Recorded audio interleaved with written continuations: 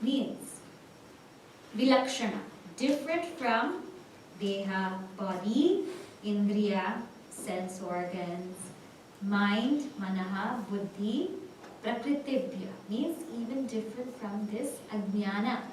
So different from the gross body, the subtle body, and the causal body, vilakshana, different from all of this, is what is called sakshi. Tad vritti sakshinam. Tad, of those things. Tad means the body, the mind, the intellect, etc. Vritti, of their functions, sakshi, it is the witness.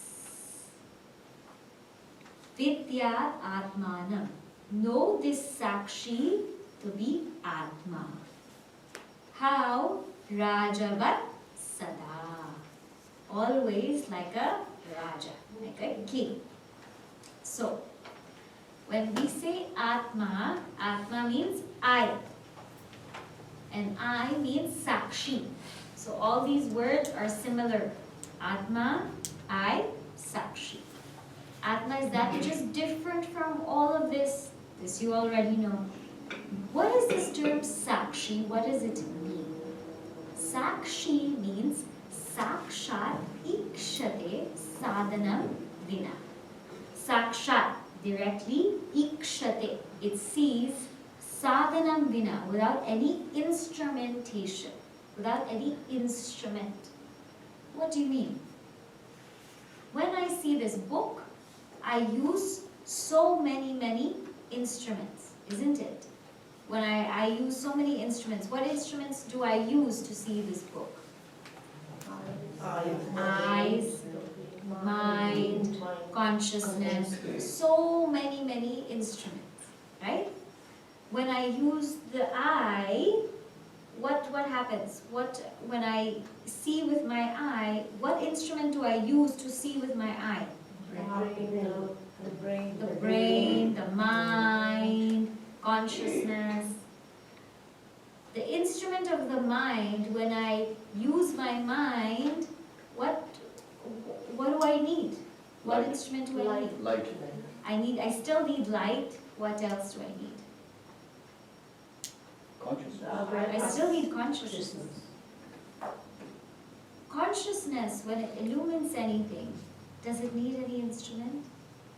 Does it need the mind to function? Does it need the eyes?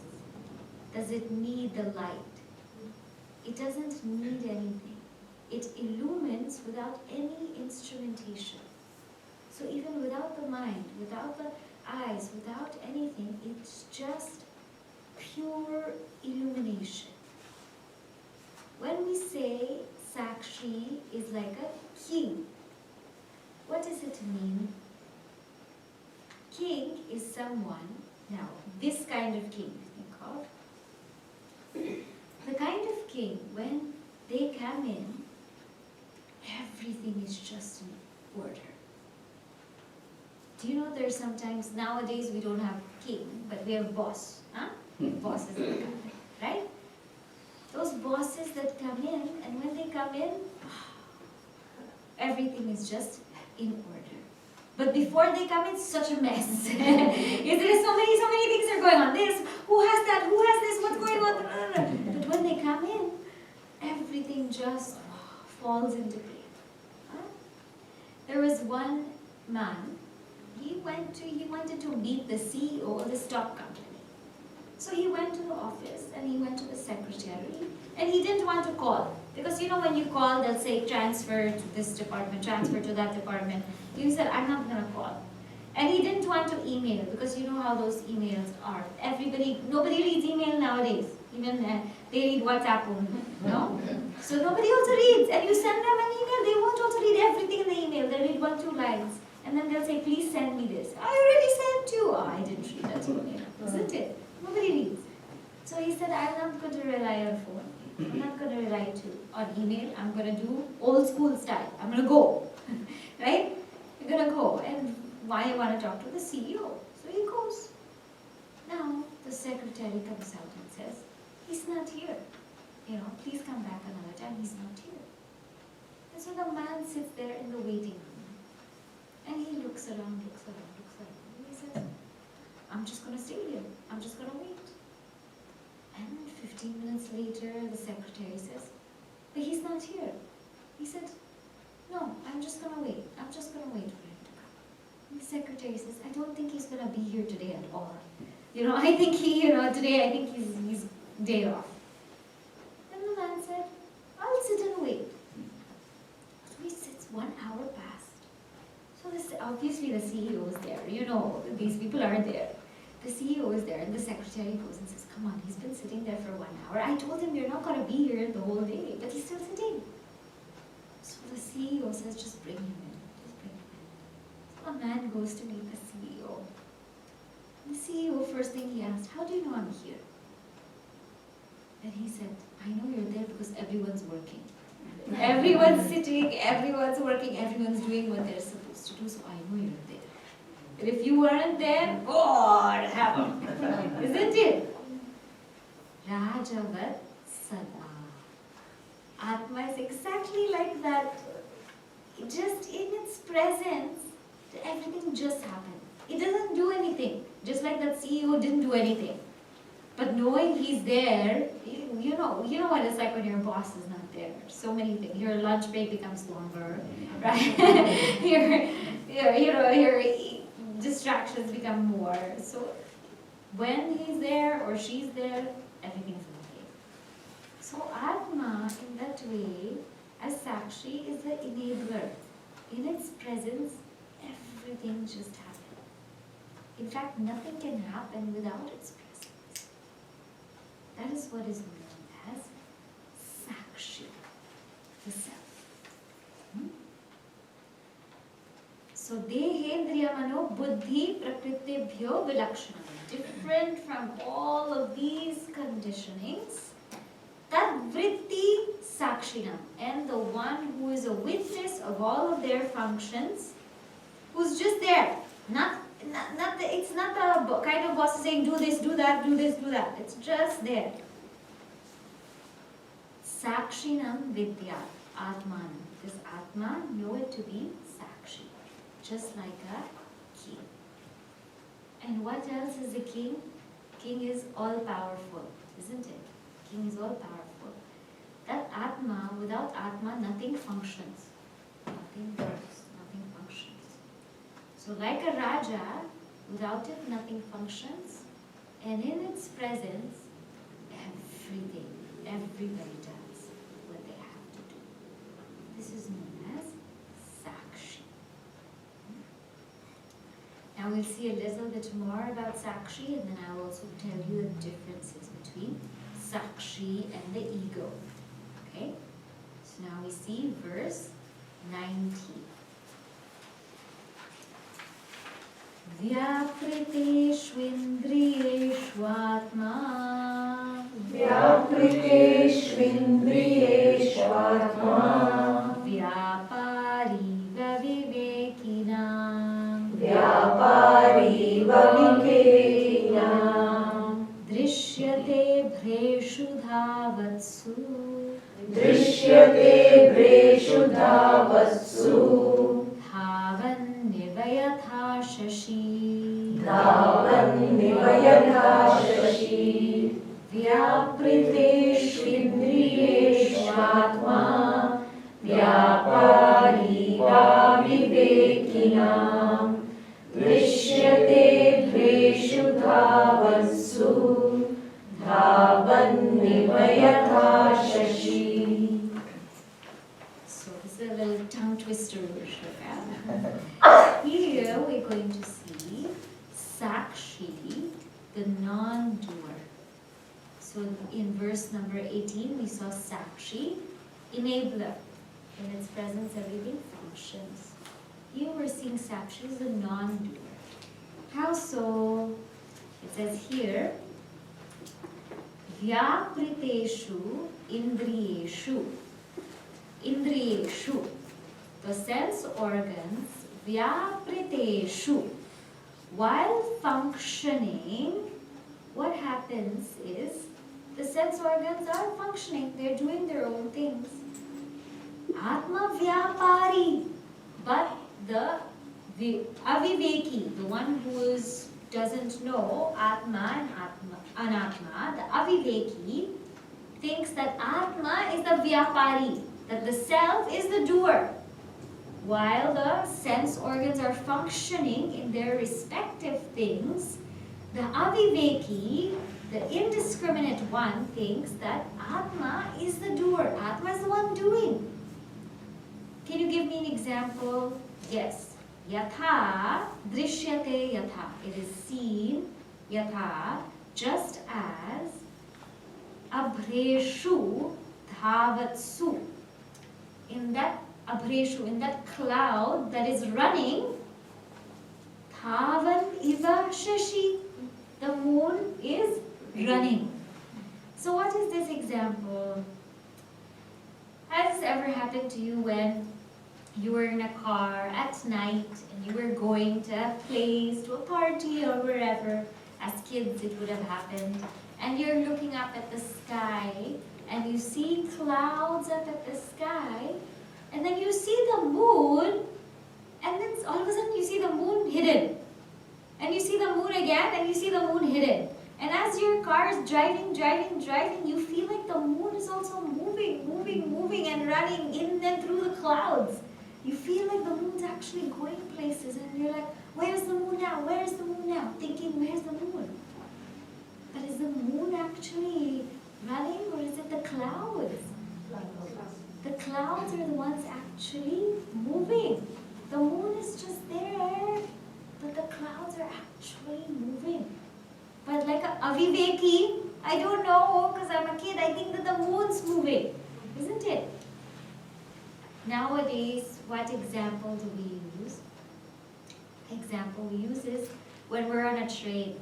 Sometimes there's two trains side by side. And one train is moving and you don't know if your train is moving or your train is stopped. You don't know which train is what, right? One train is moving and your train is stopped, but you feel like you're also moving. You feel like you're also moving here and there.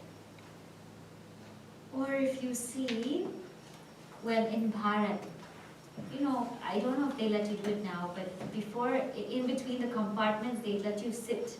You know, it's open and you can see all of the scenery and everything. You know, that's my favorite spot on the train. When you're sitting there and the train's moving, you feel like the trees are running. You feel like there's so many of them running, but they're actually stagnant. It's the train that's moving. So just like we superimpose the movement on the train to the trees, or we superimpose the movement of one train on another train, or we superimpose the movement of the clouds on the moon, we superimpose this doership on Atma. What is happening? Eyes are seeing, but I think I am seeing. Nose is smelling. Tongue is tasting. Prakrite kriyamanani guna karmani sarvashaha. Right? What's happening is all of these things are just functioning as they're supposed to function. But I think that that Atma is the doer. That Atma is the one making everything function, making everything do what it's doing.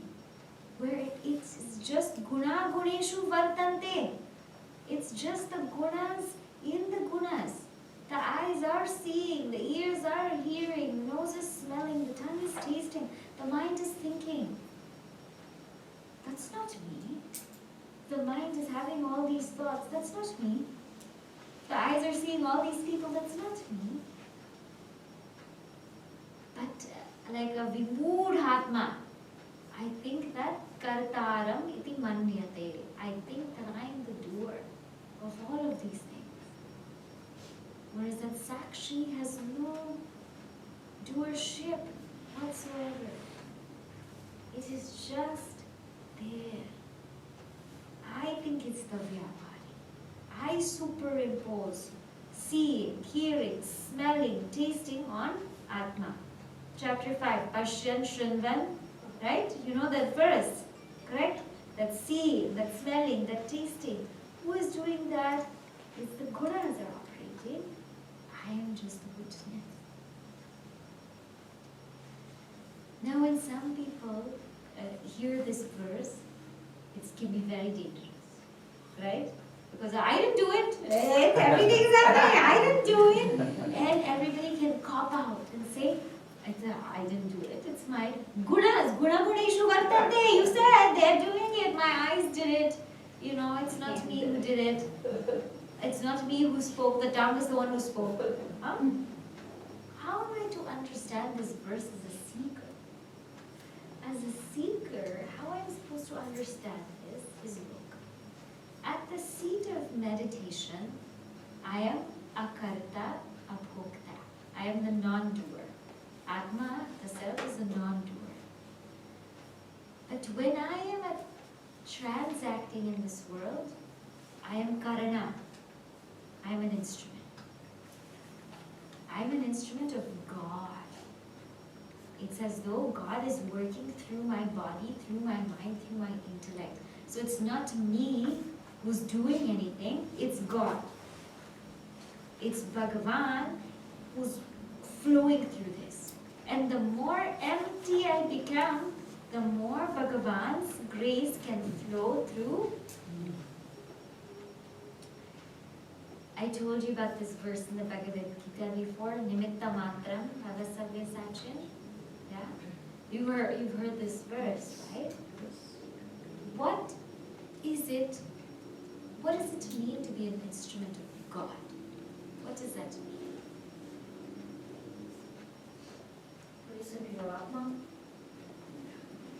Think about all instruments now. Think about all instruments. What do they have in common? Think about all the instruments. Any instrument you think. Tabla, sitar, veena, piano, drums, mridanga. Strings of sound. Somebody needs to play them. Somebody needs to play them. They are empty. They are empty. Sitar is empty inside. Guitar is also empty inside. Flute, bansuri is empty. Right? Any instrument you can think of is empty. When I'm functioning in the world, the first thing I need to do, if I want to be Karana, instrument of God, empty. Empty of what? My ego. My own personal ego. And my own personal agenda. What happens if the flute says, I'll start to play my own music? What will happen? It will be very funny. Or the drum says, I'm going to play my own music. So the first thing is empty. And to have or to be an instrument, be completely empty of our own ego. The second thing about the instrument is, have you ever tried to play an instrument and it's not tuned? Huh? It sounds terrible, doesn't it? Play. That's why when they do tabla, they go hammer, any instrument. Because when you try to play an instrument and it's not tuned, it sounds terrible. So if I want to be an instrument of Bhagavan, I must have tuning.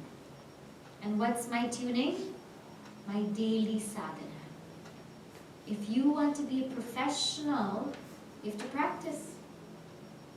If I want to be a professional instrument, I do have to practice.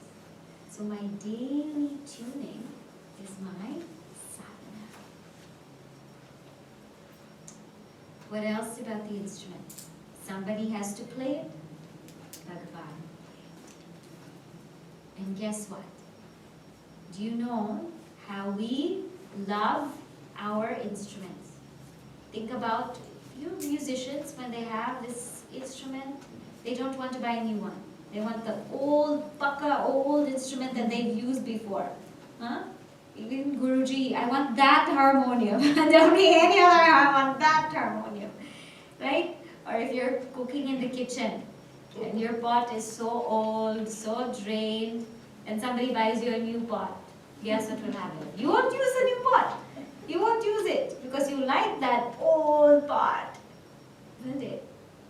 Bhagavan loves his instruments, his old instruments.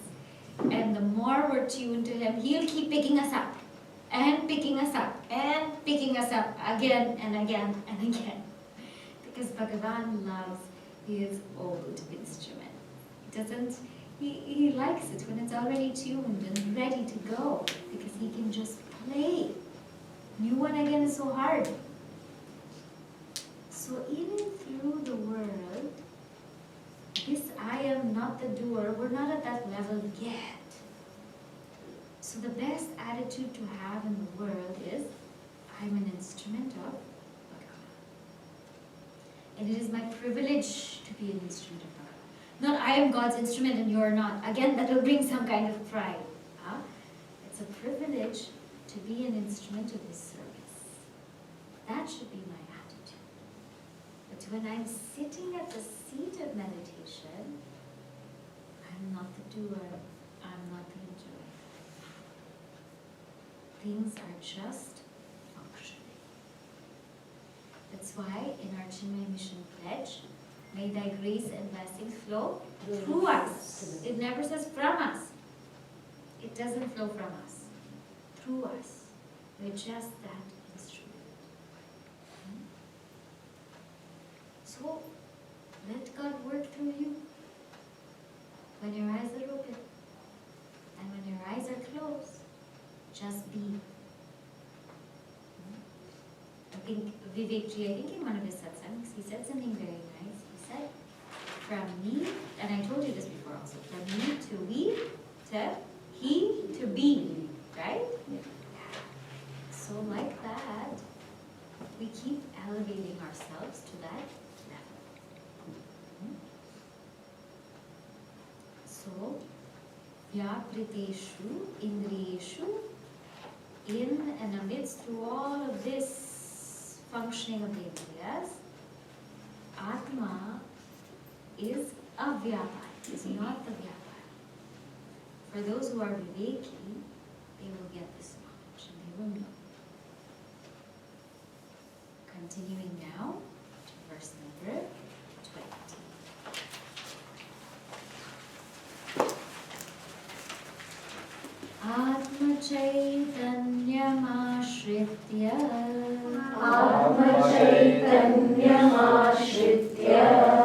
dehendriyamanodhyaha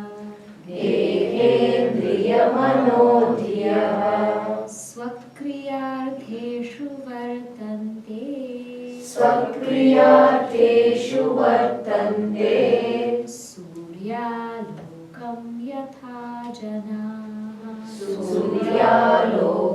yatha janaha Atma chaitanyamashritya dehendriyamanodhyaha swakriyartheshu vartante suryalokam yatha janaha. So now, what else is this Atma? This Atma is, so first we saw enabler, then we saw the non-doer. Now we see Atma as the unaffected illuminator. So Atma or Sakshi is that unaffected illuminator. How do you mean? It says here, Dehendriya manodhyaha, that body, that mind, that intellect. Atma chaitanyam ashritya. Ashritya, it depends upon Atma chaitanya. Atma, which is the nature of consciousness. So the body, mind, intellect depend upon Atma, which is of the nature of consciousness. Swakriyanteshu vartante. And the body, mind, intellect in their own respective functions, in their own activities, vartante, they engage. Swakriyanteshu, in their own respective activities. Vartante, they engage. Yatha, just as. Janaha, just as people engage. Vartante, suryalokam, in the light of the sun. So what does this mean? The sun, its illumination is not an act. We can't say that the sun is burning. We sometimes say the sun is burning, sun is shining, but its illumination is not an action. It's nature. The sun's illumination is its nature. It's there, and therefore in its presence, everything will be enlivened. It's just, it's nature. So when the sun rises, birds start to chirp, the rooster starts to crow, people start to wake up, hopefully, right? And daily activities start to happen when the sun is there. Now the sun is not going to your house and knocking on your door and saying, wake up! No, the sun's illumination is just there. It's not an act. And what happens else with, what else happens with the sun is that it illumines so many places, so many parts of the world. Does it ever get affected by what it illumines? If it's illuminating New York City, and New York City is so noisy and so many things are happening, does the sun get bothered by that? Nothing. If the sun's illuminating Chinmaya Saraswati, where it's so nice and peaceful, does the sun become peaceful? No. It's ever unaffected. It's just there. So just how the sun, in its mere presence, is illuminating everything as a noun. Its illumination just happens, and it never gets affected. The same way, Atma illumines us. And we are ever, Atma is ever unaffected. And all of these things, the body, the mind, the intellect, they depend on Atma. If Atma weren't there, they couldn't function. In the same way, we depend on the sun. If the sun weren't there, we wouldn't be able to function. If you look for a more, let's say, traditional example of this, contemporary example of this, of what's happening right now, we could see in a Broadway show or in a stage performance. This comes in Nataka Deepa, Panchadashi chapter 10. Imagine the stage lights, or even this light. Huh? In its presence, everything happens. In its presence, the light, people come, people go, people sit, we have pravachan, the pujari comes, he does the arati, he does the puja. Everything happens in the presence of this light. But then, if when we're sitting here for pravachan, is the light also getting the pravachan? Is anything happening to the light? When it's all noisy and Chinmaya Saraswati and so many kids are here, is anything happening to the light? Is the light feeling that? No. So Atma or Sakshi is like the sun or like this light. It's that unaffected illuminator. And we all depend on this light. Without this light, we wouldn't be able to have class, isn't it? The same way, we all depend on Atma. So when we keep thinking about Atma and Sakshi, AtmaBodha keeps bringing it from all different angles. The enabler, like the king. The non-doer, unlike the moon who we think is moving amidst the clouds. And Atma is also an unaffected illuminator. What else about Atma? One more we will see in verse number 21. देहेन्द्रियगुणान् कर्माणि देहेन्द्रियगुणान् कर्माणि अमले सच्चिदात्मनि अमले सच्चिदात्मनि अध्यस्यन्त्यविवेकेन अध्यस्यन्त्यविवेकेन गगने नीलतादिवत् गगने नीलतादिवत् देहेन्द्रियगुणान् कर्माणि अमले सच्चिदात्मनि अध्यस्यन्त्यविवेकेन गगने नीलतादिवत्. So here, Atma is that which is pure. Atma, Sakshi, is that which is pure. What happens here? Dehendriya gunani karmani. The body, the sense organs, etc. The qualities, their gunani, their qualities, karmani, and their functions. What happens? Adhyasyanti. We superimpose their functions where Satchidatmani, on that Atma which is Satchidatma. Sat, Chit, Ananda. And this Atma is how? Amale. Amala means it's pure. It's pure, but we superimpose all of those in us. Can you give me an example? Gagane Neelatadivat. Gagane, in the sky, how we superimpose blueness. Neelatadivat. We superimpose blueness or curvature. And who superimposes? Avivek. Somebody who is aviveki. The one who cannot discriminate Atma from Anatma. So again he brings the same idea just to hit it even harder.